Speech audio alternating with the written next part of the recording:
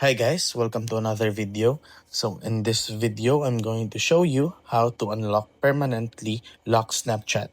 So first, let's go to Chrome. Oh, Chrome.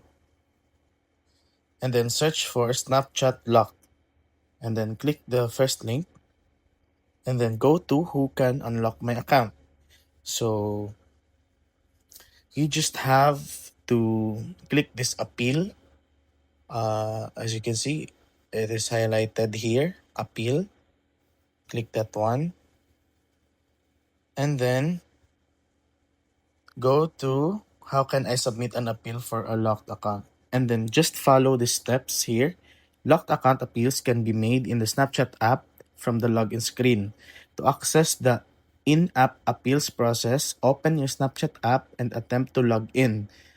On the pop-up screen, tap Appeal Decision to start the appeal process. So you just have to follow that step, guys.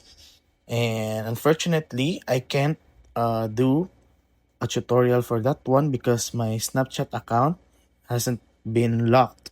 So just follow the steps here. And then that's it, guys. Thanks for watching.